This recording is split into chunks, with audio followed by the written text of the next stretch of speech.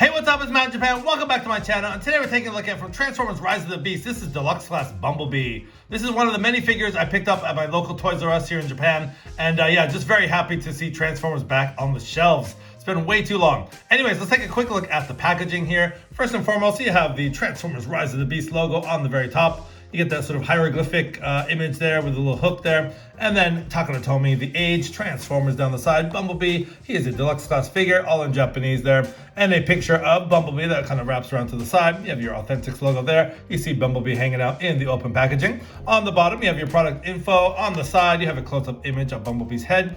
Autobot logo there, and he is a deluxe class figure. On the back is where we find our product shots. There he is, Bumblebee. He converts in 19 steps to his very cool sort of armored up Chimera mode. Very cool. I'm usually not into Bumblebee figures, but I just had to pick this guy up. I think he's probably one of the best looking figures we've seen in a while. That's my opinion, but we will see once we crack this guy open. So without further ado, let's do just that. Okay, so we have Rise of the Beast Deluxe Class Bumblebee out of the box, and before we take a look at his details, take a quick look at the accessories he comes with. He does come with 3 accessories, one of them being the sort of front piece for the car, and is done in sort of a gray plastic. You can see sort of some molded in lights. Not too much. There is a little tab here, which you can sort of use as a weapon. There's a slot on the side of his arm that just slots in like so. And that can be sort of used, as like a shield or something, or just, an added accessory. Not the greatest thing. I think it's mostly used for car mode. The other 2 accessories he does come with, which are very cool, are these kind of tiny little daggers. And they're just done in that same sort of gray plastic. You get a little bit of molded detail, not too much. They are exactly the same. And he can hold them very easily in each hand. So those just kind of plug in like that.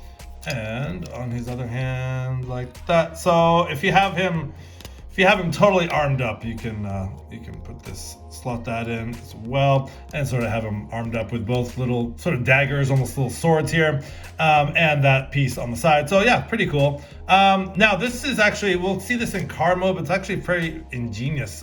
These 2 sword pieces, if I can get it out, leaving that on there.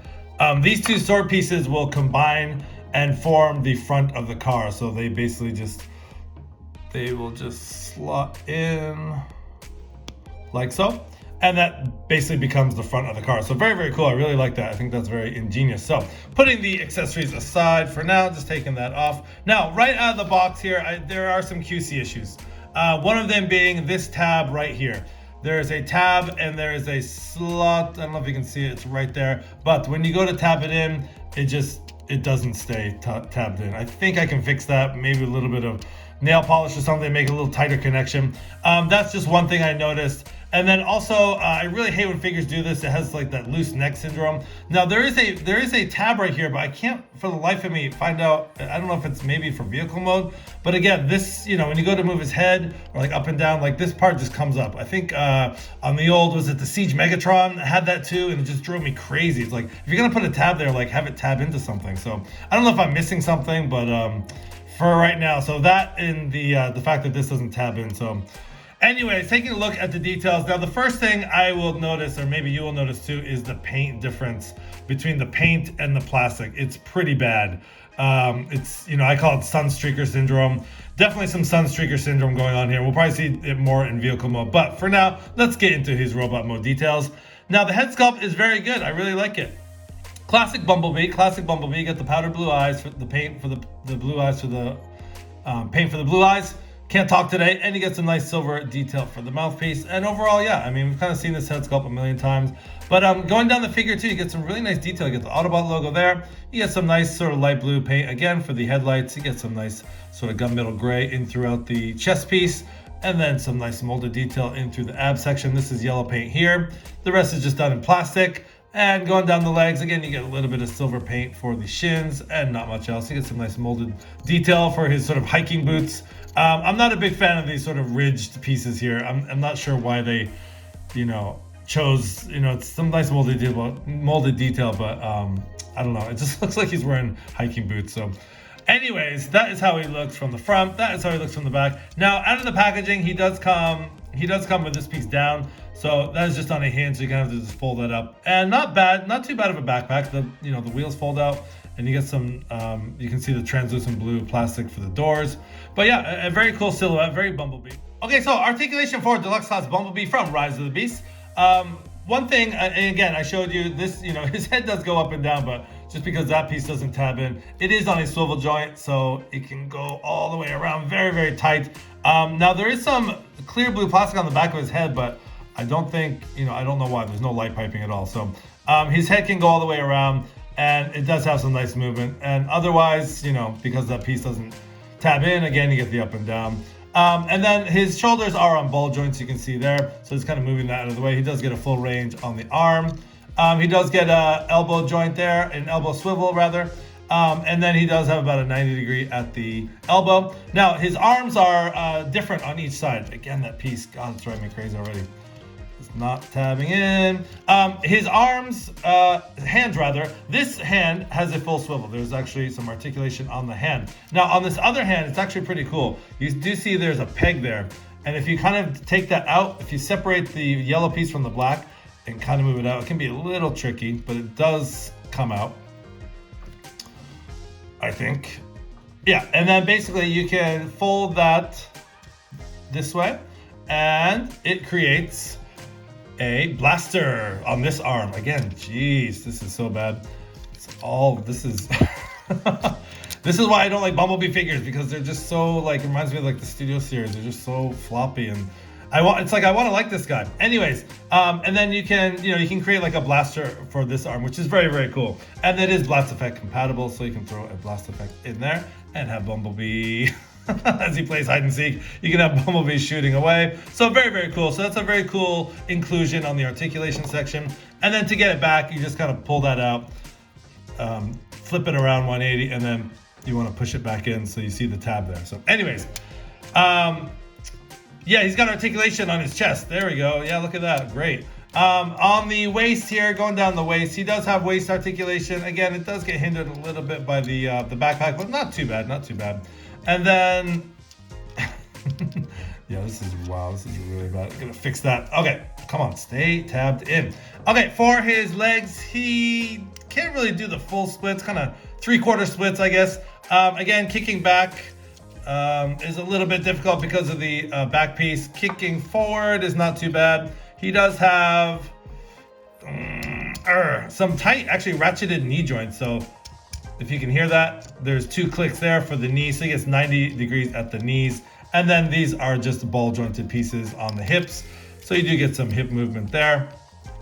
And then you do have some toe articulation, goes all the way forward like that and all the way back because of transformation. And then you do have a very deep ankle rocker joint. So anyways, pretty articulated. I think it's pretty standard fare for a Bumblebee figure. And if you can, yeah, this is very frustrating. Again, I want to like this figure, but when you have stuff like this going on, it's just too bad. It's really too bad. Anyways, so that is the articulation portion for Deluxe Class Bumblebee. Let's get this guy transformed and see what he looks like. All right, here we have Deluxe Class Bumblebee with another Deluxe Class from Rise of the Beast, which is Cheetor, and that is how they scale together. So just showing you a quick comparison between Deluxe Class figures in the Rise of the Beast line. All right, so here Rise of the Beast Deluxe Class Bumblebee all transformed into his alt mode, and yeah, there's some crazy mismatched colors going on here. It's not good. It's almost worse than Sunstreaker, I think. So you can see right off the bat, this painted part of the doors and the top of the roof are all painted in that sort of lemony yellow, and then you have the plastic, which is sort of a darker yellow, and it just does not match. It's an eyesore for sure. But overall, the vehicle mode is not bad. Looking at the details, again, that's how the bumper looks with the 2 swords combined. So very, very cool. I really like that idea. And, you got the classic stripes on the front, and you get the continuation of those stripes on the back. You get some nice molded detail on the back window. You get the nice translucent blue for the windows on the side and on the front of the windshield. You get the Autobot logo there. Again, yeah, just the color matching. Now the wheels are on pins, which are, it's unfortunate. I always hate when they do that. But he does roll. I mean, as much as he, under, what's underneath is as much as it sticks out, I was like, is this thing gonna roll? But yeah, the wheels barely make it. The one thing I do not like is his feet just hanging out the back. But yeah, he actually does roll, so that's good. Yeah, so anyways, you do have some nice paint for the taillights, and A little bit of white paint for the license plate there. But yeah, pretty ugly from the back. Not too bad from the side or the front. The front is probably the coolest look. And I do like the roll bar, the cage there. Overall, it's not a bad vehicle mode. It's just, yeah, the color matching is really hideous.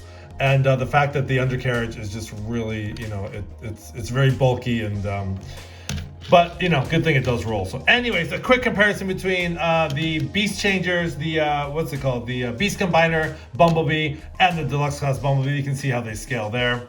So not too bad. And now this guy does roll as well. This guy is actually really cool. I really like this figure a lot. But there they are side by side. So you do a quick comparison there. Yeah, so anyways, that is the Deluxe Class Bumblebee in its alt mode. So let's take a pause and get into my final thoughts. Okay, so some final thoughts for Transformers Rise of the Beast Deluxe Class Bumblebee here. I definitely think this is probably one of the better Bumblebee figures we've gotten in the past. Again, I don't really, you know, I've had some Studio Series Bumblebees and things, and those were okay. I think this is a little bit better than those. But the only issue I have with this one is just the QC. You know, the fact that, you know, whenever I go to pose this guy, this part, you know, comes untabbed. You know, it's something I can fix or whatever. Also, the fact that I really don't like the head that doesn't tab in. And, you know, even in vehicle mode, I didn't really find a place that really tabbed in. I'm not really sure why that's there. But the fact that the head is kind of loose like that doesn't really tab in. The color matching is pretty bad on the vehicle mode especially. In robot mode, it's not so bad. I definitely do like the part that you can flip his arm around, and it does create like a port for either a weapon or blast effects. And I think the weapons themselves are very cool. I love the implementation of having the car parts, you know, change into weapons and vice versa. They can combine to make the car grill and things like that, and the roll bar. So yeah, I think there's a lot of playability with this figure, and I think it's definitely one of the better Bumblebee figures we've seen in the past. And I really do like it. Just some issues, you know, mostly in the vehicle mode, the color matching, the fact that his kind of feet hang out the back, things like that. But I do like the overall design of this guy. So anyways, this has been the video review for Transformers Rise of the Beast Deluxe Class Bumblebee. This has been Matt in Japan. Thanks for watching, guys. As always, please don't forget to like, comment, and subscribe. Have a great day.